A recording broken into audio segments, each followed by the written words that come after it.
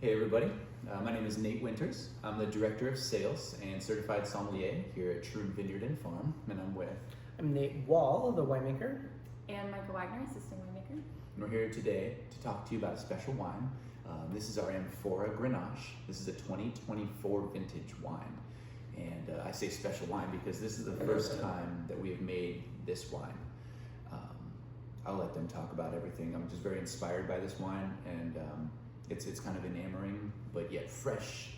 There's a lot of life in this wine, and especially for a wine that we've made our first try. You know, it's always really optimistic for you, maybe as a winemaker as well, of a starting point to get better from, so you don't start way on something you don't like. But I think this wine is a great first output, and I look forward to seeing how we make this vintage after vintage. But 2024 Amphora Grenache, take it away.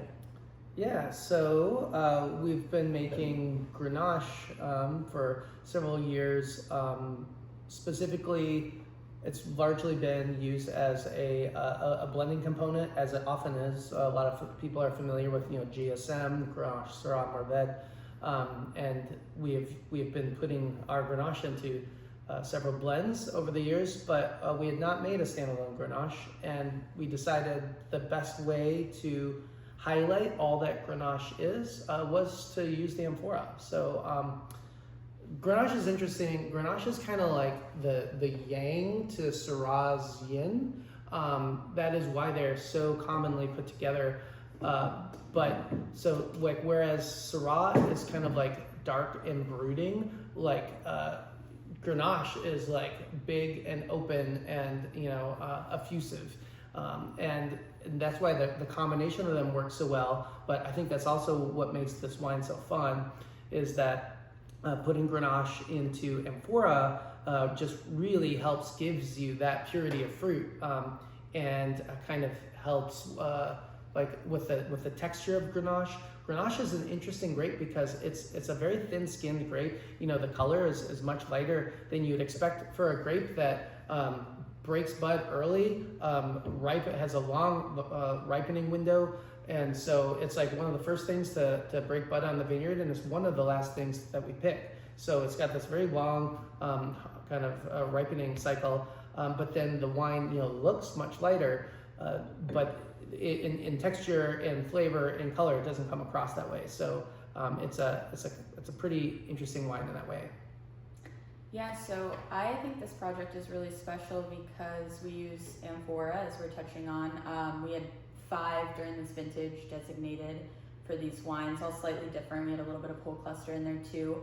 But it feels very like old world when you're working with them, because for Nate and I, and then also any other staff members, volunteers who are helping, you're actually physically punching these down with your hands. And part of that is we don't want to scrape the sides of them, but also it's really nice because we can actually physically feel what's going on in every ferment. You get to find, if there are pockets that are cold versus hot. So you're kind of analyzing in a different way, a very truly hands-on way. And then you get to kind of, teach other people that are around during that experience. And as Nate mentioned, this was supposed to be a blending component, but as soon as, I think it was about February, March, when we started tasting these vessel by vessel, we were like, man, all of these are really good. They could kind of be their own wine. And it was a joke at first. And then slowly we just it felt like it really showed as its own wine. And anyone else that we did cellar tastings with, it was really clear that this is super delicious on its own. So we look forward to continue to make it for you. Yeah, and like what Micah said about like by hand, like this is, we're really reaching back in winemaking history. We're using 10,000-year-old winemaking technology, right? Terracotta, clay, Amphora.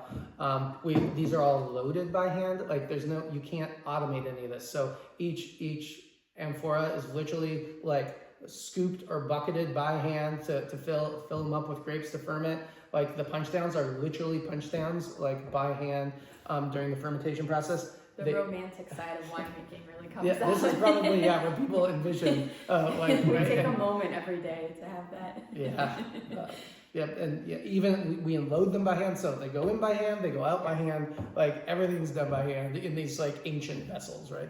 And so, but then what you get is like this really elegant, like cool wine out of it, and kind of shows you probably why humanity stumbled upon this winemaking thing. And they're like, yeah, we need to do more of this.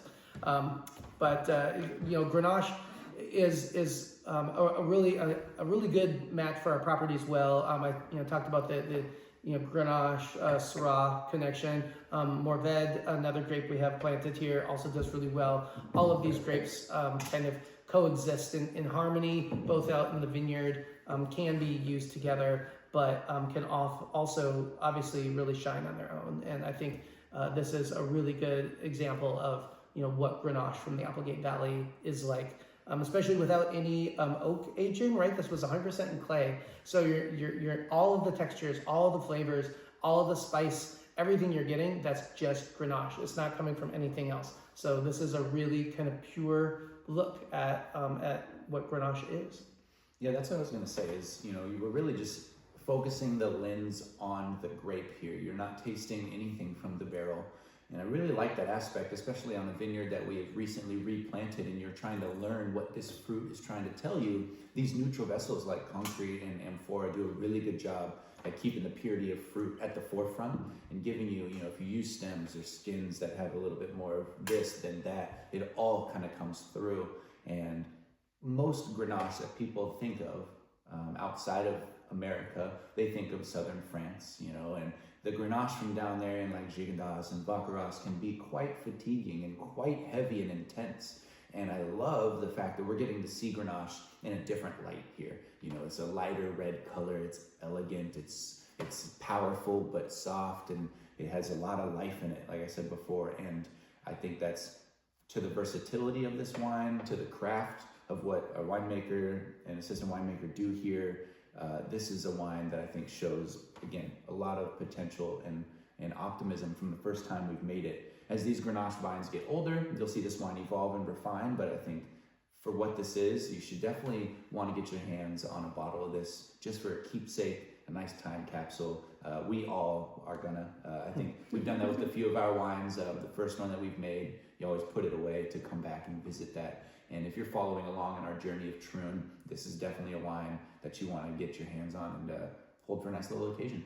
Yeah, we only have 5 of these Amphora, which means like there's 170 cases or so of this wine, and I mean that's all we can make because that's the number of Amphora we have. So, we have 2 other Amphoras that we use for Mourvedre, but these 5 Amphora for Grenache, this is it. So we really liked how this turned out in 2024.